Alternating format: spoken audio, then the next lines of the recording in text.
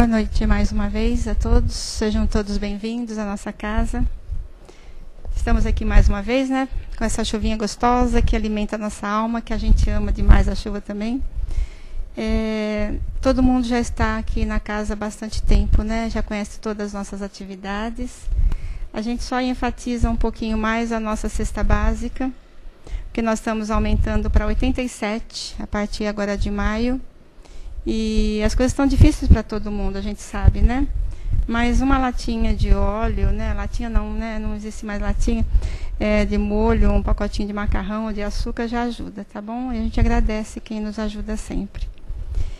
O curso básico de doutrina, até o dia 15, tem tempo de fazer inscrição. Então, quem quiser, só dá o nome, o e-mail para nós, os trabalhadores que estão aqui na casa. E começa o curso já agora, na quarta-feira. Já começou, mas dá tempo até o dia 15, tá bom? Quem quiser, a gente precisa aprender e se instruir, né? E a gente aprendendo, a gente começa a viver melhor, sem medo. Conhecendo, a gente não tem medo, né? O caminho às vezes é escuro porque a gente não conhece. E quando a gente conhece, fica mais fácil. Então, quem quiser, vem falar com a gente. Nós estamos com uma rifa também, é tudo pedido, viu, gente? Uma rifa de Páscoa, porque nós estamos precisando dessa rifa para poder compor a nossa cesta, a área social. É uma cesta de Páscoa que vem bombom, vem ovo de Páscoa, vem pão de mel, vem um monte de coisa gostosa. Então é R$10, quem quiser fala com a gente depois no final também. E sexta-feira a gente está com o trabalho para dependência química, para depressão. Quem quiser vir, ele é aberto, tá? Ele não é fechado só a dependência química. É um trabalho que também a gente ajuda com o passe, com a palestra e tudo mais. Então, nós vamos agora tranquilizar nosso coração.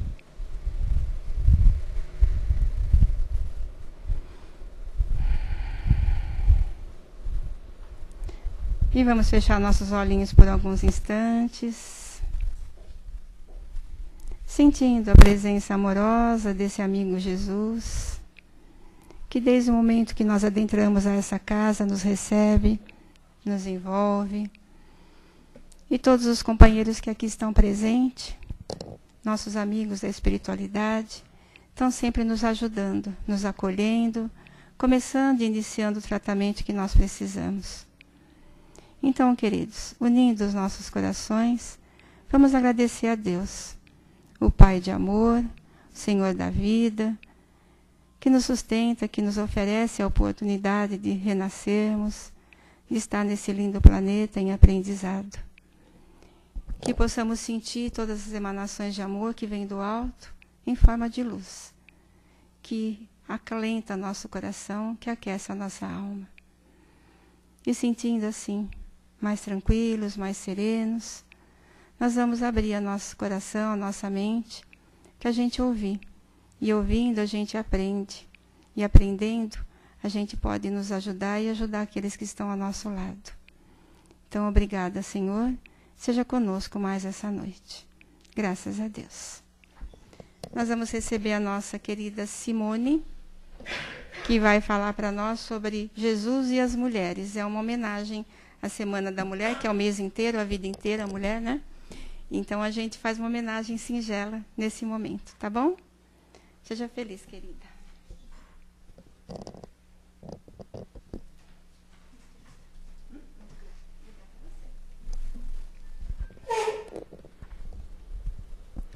Então, mais uma vez, boa noite a todos, bem-vindos à casa. Eu vou pegar o início da palestra com o finalzinho da fala da Sandra. Quem conhece perde o medo. Essa é a grande alegria que o Espiritismo traz, né? Quanto mais você conhece, menos temeroso você fica, mais seguro você fica das consequências, das causas, dos porquês. Quanto mais você conhece, você se interessa, é quase como que você instiga, você começa com uma coisa pequenininha, logo em seguida você está interessado em outra e abre a sua cabeça para outra, e aí não tem fim. Né, no Livro dos Espíritos fala isso, a nossa evolução intelectual ela é quase ao infinito. E quanto mais a gente cresce intelectualmente, mais também vai aprendendo a se fortalecer moralmente. Isso vale para todas as leituras que a gente faz, para todas as palestras que a gente escuta, para os cursos que a gente faz. A gente se torna mais conhecedor da gente mesmo, dos percursos que a gente precisa fazer. E conhecer é um processo doloroso. Ele requer da pessoa que ela retire dela todas aquelas coisas velhas que ela trazia, todas aquelas informações equivocadas, para dar espaço para aquelas coisas novas que estão surgindo. E isso requer coragem. Então, eu sempre falo que quem conhece, ou quem busca o conhecimento, busca um estudo, seja ele do grau que for, é uma pessoa corajosa, porque ela saiu da sua zona de conforto e foi se incomodar, foi dar a cara a tapa, porque descobrir coisas novas demanda sustos, demanda medos, demanda não durmo de noite, Simone, que aula foi aquela, socorro pelo amor de Deus. Mas a ideia é essa, gente, é o chacoalhão que a gente passa para depois dar aquela reacomodada na situação. É como, eu costumo falar que é como fazer faxina. Enquanto você chega na casa de alguém que está no meio da bagunça, é uma bagunça.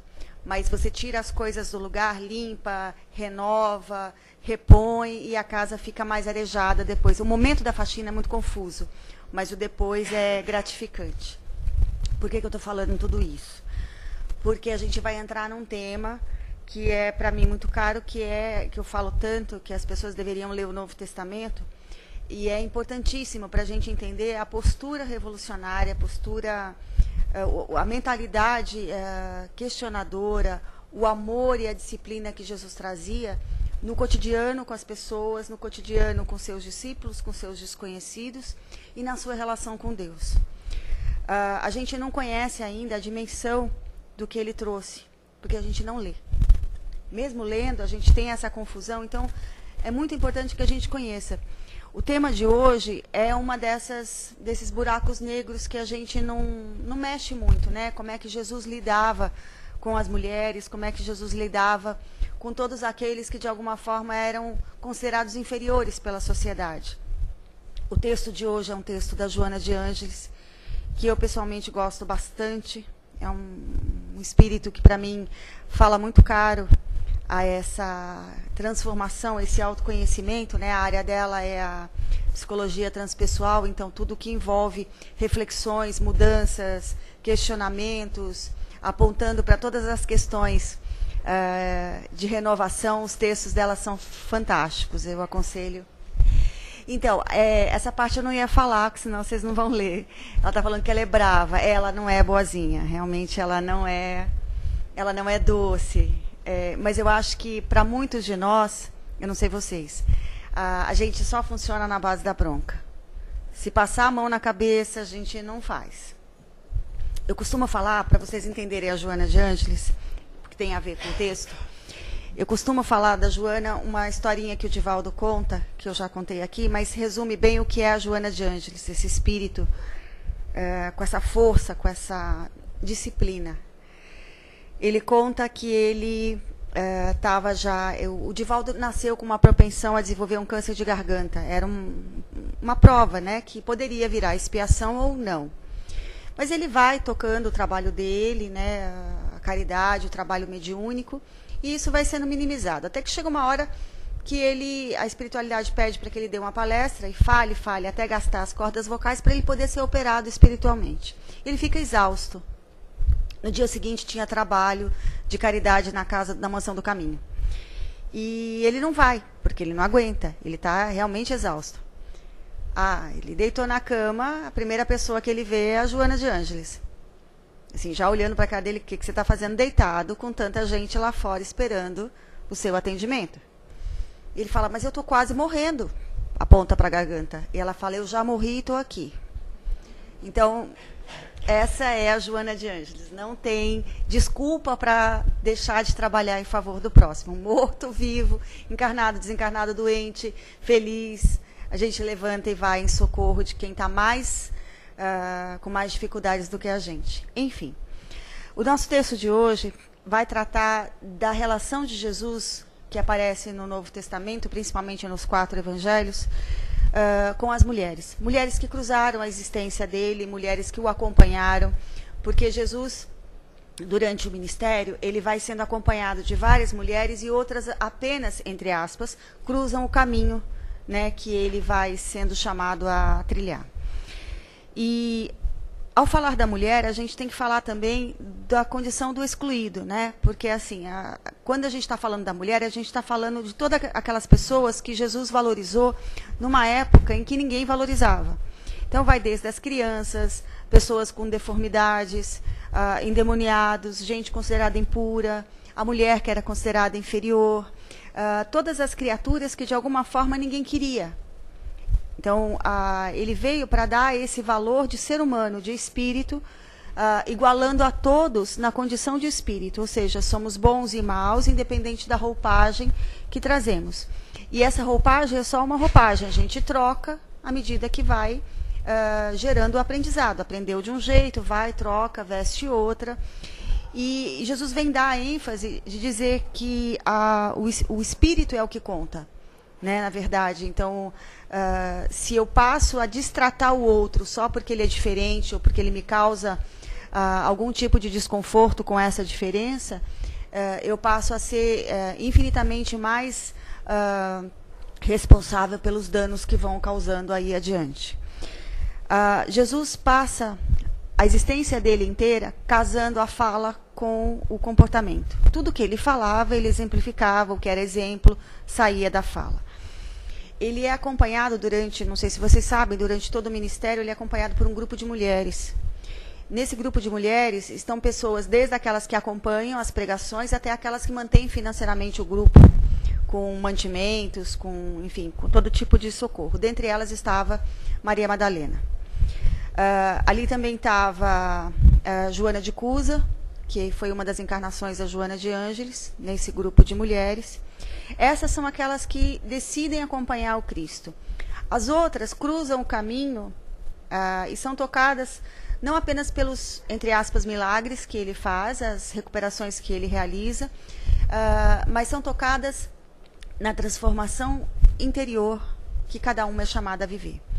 E aí a gente está falando, de novo, lembrem da condição do excluído, né? Daquela condição do invisível. Eram criaturas consideradas invisíveis para a sociedade. Quanto mais distante eu tivesse, melhor seria. Aulinha de história, não sei se vocês sabem, as mulheres naquela época, na cultura judaica, valiam a metade de um homem, literalmente. Isso significava que um depoimento feminino precisava de 2 mulheres para ele ser um depoimento inteiro. Então, um homem era um depoimento, uma mulher eram 2 mulheres para dar um depoimento só. Esse é o motivo pelo qual Madalena, quando encontra o túmulo vazio, sai correndo para chamar os discípulos, para dar a veracidade na hora da pregação. Precisaria de um homem. A mulher não podia ser tocada por ser considerada permanentemente impura. A mulher não podia ser abordada na rua, ela não podia conversar com estranhos. A princípio, ela era culpada de qualquer querela que tivesse dúvida, tivesse uma mulher no meio, ela era culpada. Todas as questões relacionadas a sexo, a responsabilidade era feminina.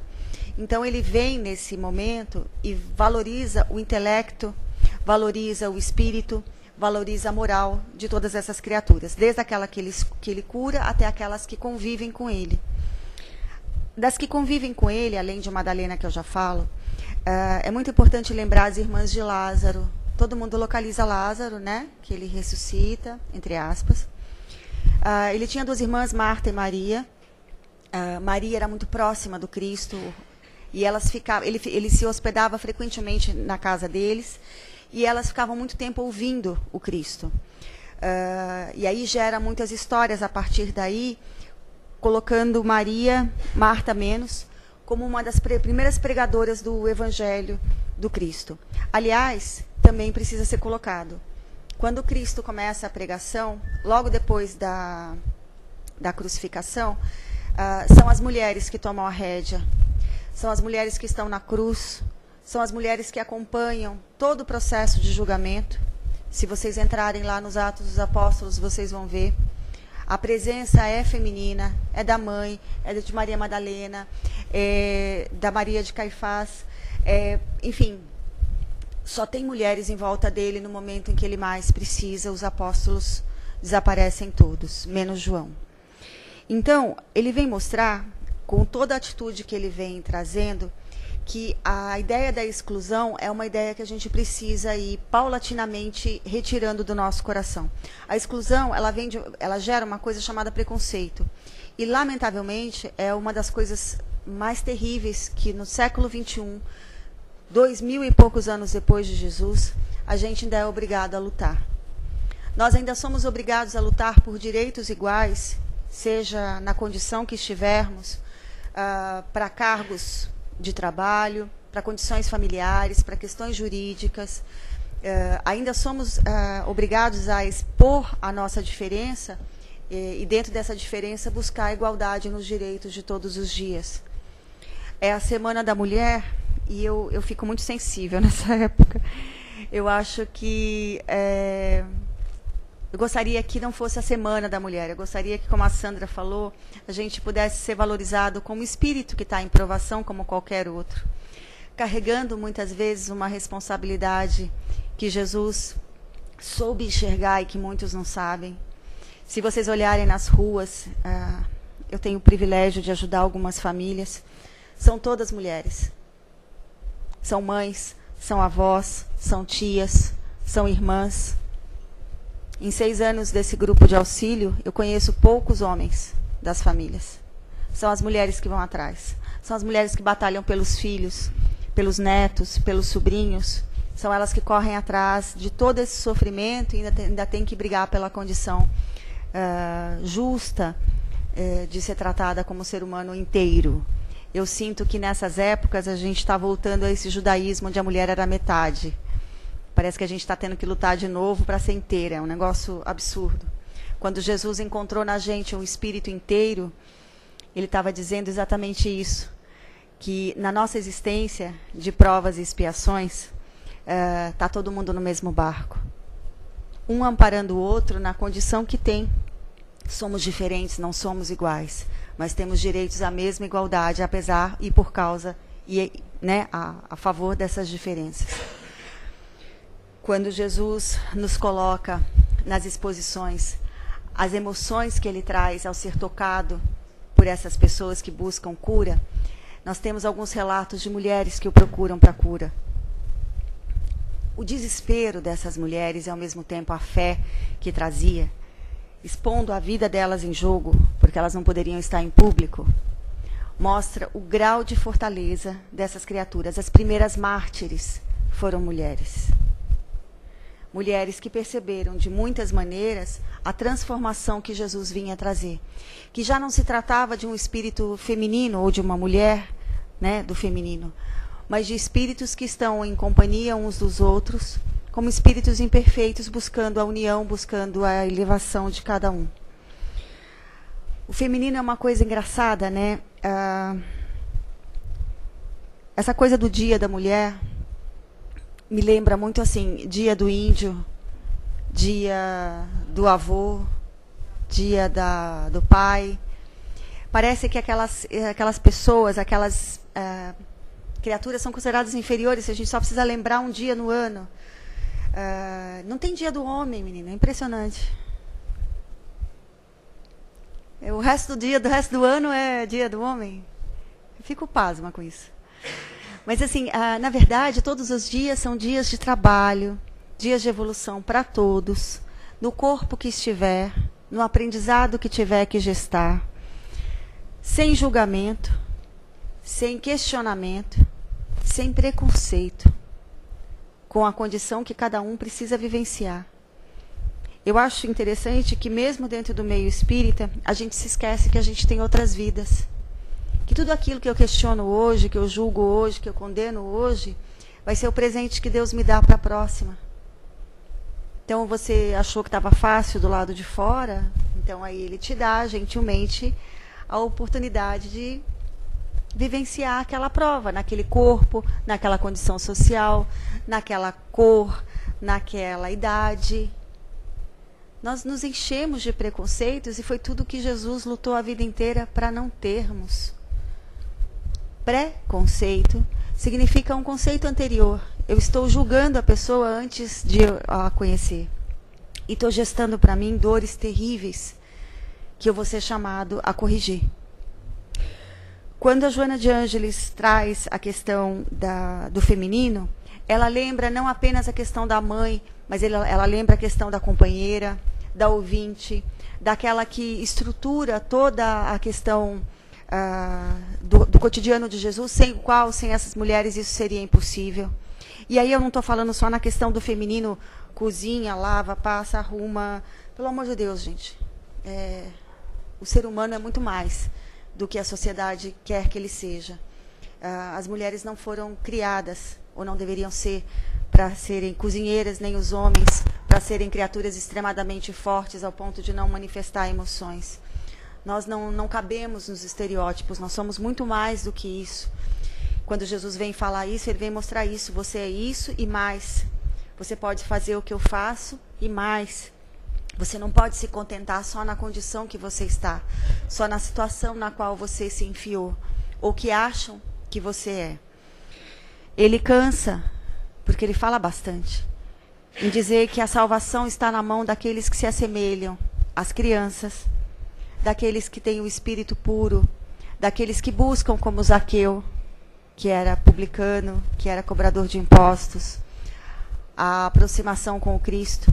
Muito mais do que todos os homens do Sinédrio, por exemplo. A condição da vestimenta não diz a condição do espírito. O espírito é imortal. Ele vai passar por todas as roupagens que nós pudermos imaginar. Quando o feminino é questionado, nós questionamos uma das formas de aprendizado. E eu não sei vocês, mas eu não consigo me imaginar questionando Jesus, nem questionando Deus. Temos o aprendizado que temos, estamos na condição de sermos amparados numa vida, na outra de amparar. Na mesma vida, somos batalhadores o suficientes para sermos amparados e para ampararmos também. Quem cria filho sozinha, por razões diversas, sabe do que eu estou falando. A gente traz a fragilidade, traz a força. A gente inventa a força da onde não tem. Pais que criam filhos sozinhos, a mesma coisa.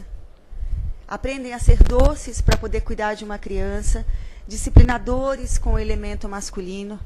Mas é necessário que a gente vá aprendendo a dosar, porque, como diz o Emmanuel, não existe espírito totalmente feminino ou totalmente masculino. Nós trazemos dentro de nós a força e a sensibilidade. A ideia é que cada vez mais a gente aprenda a entrar num equilíbrio entre os dois, onde a gente possa amparar quando for a condição e pedir socorro quando a condição se der.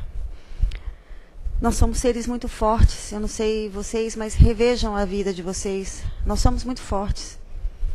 E onde a gente não é, a espiritualidade suporta. Ela dá o suporte para que a gente não caia. Quando a gente ameaça desistir, alguma coisa dentro da gente diz que não é a hora, que não é justo, que não é o correto. Que mais um pouquinho você vai conseguir encontrar a solução. Quando Jesus fala para a mulher hemorrágica que o toca, a tua fé te salvou, ele estava reconhecendo a fé, a coragem, estava reconhecendo a alegria que ela estava de gratidão e estava reconhecendo que aquela mulher venceu a ela mesma para sair no meio de uma multidão de homens. Permanentemente, ela diz que há mais de 10 anos estava em condição de menstruação descontrolada. Ele pega ela, abraça, levanta ela, abraça e fala, a tua fé te salvou. Imagina o que era aquilo, mostrar-se na condição igual a um ser que ninguém notava. Nós nos queixamos da nossa vida sempre, né? Parece que é um esporte nacional, né? Qual é o esporte do brasileiro? Se queixar. Nós somos bons nisso. Pensem em Jesus quando vocês se queixarem. Nós estamos vivenciando provas e expiações e tornando a vida dos outros um pequeno inferno com as nossas condutas. Devendo, hein, gente? Porque a gente deve. A gente tem ali um débito a sanar. Jesus viveu no meio de pessoas sem dever absolutamente nada. Sem se queixar de absolutamente nada. Buscando em cada um a transformação que cada um podia fazer dentro de si. Mostrando que cada um era igual a cada um, respeitando os apóstolos, que estava cada um deles num grau diferente. Gente, eles não entenderam, assim, 90% deles não entenderam nada do que Jesus falou. Nada, absolutamente nada. No Sermão do Cenáculo, Filipe fala para ele, textualmente, nós não estamos entendendo nada. O que você está falando? Aí tem uma hora que Filipe fala para ele assim, fala só de Deus, da bondade do Pai, que a gente está feliz. Não fala mais não, que a gente não está entendendo nada. E Jesus fala, você viveu comigo esse tempo todo e não entendeu nada? Aí você entra no Evangelho de Maria Madalena e ela fala, eu vou passar para você aquilo que eu consegui entender. João faz a mesma coisa. Vai mostrando que todos nós somos capazes de renovação. João, aliás, não sei se vocês sabem, João é o apóstolo mais novo. Quando ele conheceu Jesus, ele era um menino, ele era um adolescente. E vem mostrar que crianças, adolescentes, criaturas em condições inferiores, criaturas marginalizadas como Zaqueu, que fez a transformação tão rápido quanto o próprio Pedro não foi capaz de fazer. E era considerado uma pessoa marginalizada. O publicano que vai fazer a oração lá na frente para enaltecer, vale menos do que a mulher, a viúva que vai lá colocar o óbolo no gasofilácio, dando do que falta a ela, confiando em Deus. Eu acho que a gente devia criar uma hashtag dizendo somos todos espíritos, porque essa coisa do feminino e do masculino às vezes irrita um pouco a gente ter que ficar brigando todos os dias pelo básico. Irrita quando as pessoas falam para você assim, você só cuida de casa? Você só cuida de casa e dos filhos? Só isso que você faz? Você cuidou da casa, lavou, passou, cozinhou, não tem tempo de ler um livro e nem deu tempo de se arrumar para chegar quando o marido chegou, tá arrumadinha, cheirosinha. Você não é um objeto. Ninguém é. Somos criaturas tão divinas, tão capazes, com tantas roupagens para viver, que a gente não pode se enquadrar numa coisa tão pequena como um estereótipo. Jesus batalhou a vida inteira pelos estereótipos, para que eles fossem rompidos, para que de trás da roupagem a gente visse um ser humano. Quando ele abraça Maria Madalena e Madalena passa a segui-lo, é uma das transformações mais bonitas. E aí eu não estou falando nem da questão de prostituição, porque ela não era prostituta. Eu estou falando da transformação do espírito. Aquele espírito fútil, aquele espírito vago, que não tinha muita direção, encontrou em Jesus a direção. Quando todos os apóstolos se esconderam, ela ficou, gente. Quando hoje em dia muitos pais abandonam mães com filhos, as mães ficam. Eu tenho certeza que aqui na Casa do Caminho, na distribuição das cestas, tenho certeza, embora nunca tenha participado. Quando vem buscar a cesta, a porcentagem alta de mães, avós e tias eu estou vendo um monte de cabecinha assim, é enorme. Cadê os pais? Cadê os irmãos? Cadê os homens que vão segurar essas famílias? Que vão carregar essa cesta que pesa até Deus sabe onde? Quem somos nós? Se Jesus não fez, por que que eu faço? E se Jesus fez, por que que eu não faço? Se Jesus foi buscar os excluídos, por que que eu fujo deles? Por que que eu ainda considero alguém excluído? Por que que eu ainda considero determinadas áreas pertinentes a uma pessoa, a um sexo, a uma condição social? Eu sou mulher, eu tenho que cozinhar? Não, eu gosto de ler, não cozinho. Eu sou homem, eu tenho que entender de futebol? Não, às vezes não gosto. Gosto de outras atividades. Sou mais sensível, menos sensível, gosto de algumas coisas que não me dizem respeito. Porque eu sou pobre, eu não tenho direito ao estudo, eu não tenho intelecto, a minha alimentação foi deficitária, então eu não vou conseguir pensar. Consigo sim, gente. A única coisa que eu não consigo é o que eu não quero. Porque do momento que eu decido que eu quero, ela se torna absolutamente palpável. Então, a mensagem do texto de hoje é importante a gente guardar a relação de Jesus com a mulher, com os excluídos, mas, sobretudo, refletir na nossa condição atual. O que nós fazemos hoje em dia? Como é que nós analisamos as situações que nos são colocadas, as pessoas que estão no nosso caminho? Eu reproduzo estereótipos, e aí eu não estou falando só de um estereótipo do oposto, né? O homem e mulher. De mulher para mulher, de homem para homem. Eu estou reproduzindo isso ou eu estou vendo um espírito ali atrás? Eu estou me aproximando da pessoa pelo espírito ou pelo corpo? Ou estou me afastando da pessoa pelo espírito ou pelo corpo? O abraço sincero vem do espírito sincero.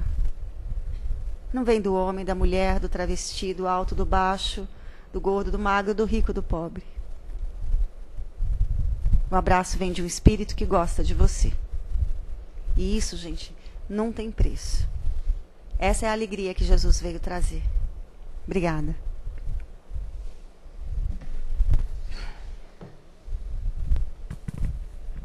Pois é,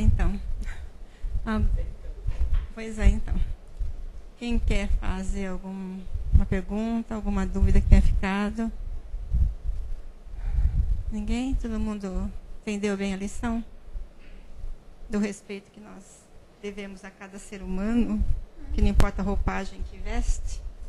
Porque hoje eu estou vestida de Sandra, né? Amanhã eu posso estar vestida de José. E como é que faz, né? Alguém quer fazer alguma colocação? Não? Todo mundo entendeu a lição? Eu espero. Tá? Simone fica aqui depois de qualquer coisa, tá bom? Obrigada, viu, querida? Até meia-noite ela tem em pé. Pode ficar.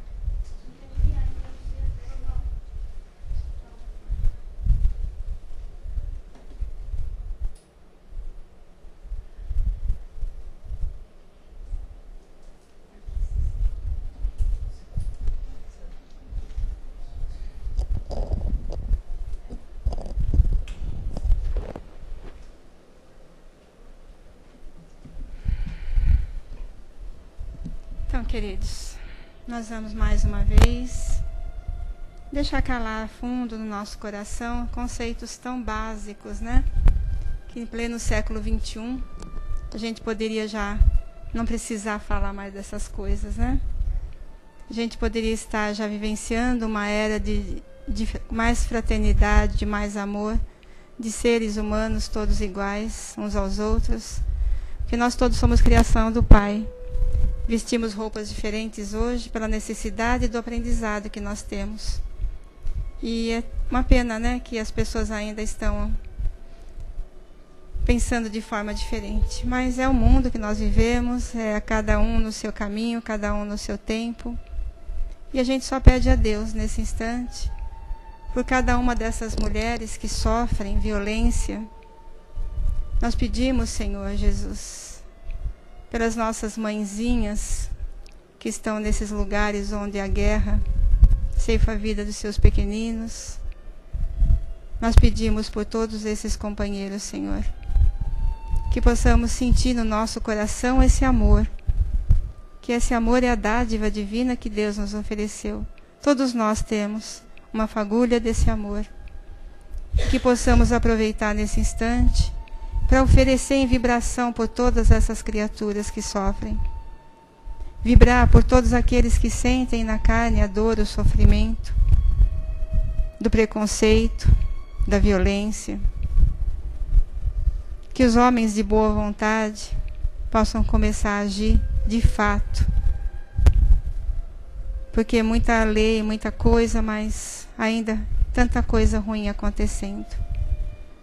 Pai, nós pedimos por cada um desses seres humanos que traz em si o poder, que possam dentro das suas mentes acordar o sentimento de amor fraterno. Nós pedimos, Senhor, por esse planeta amado, que nos acolhe com tanto carinho, para que em cada canto desse planeta uma luz se faça nos lugares, principalmente onde há escuridão, onde há dor, onde há guerra, onde há miséria, onde há fome.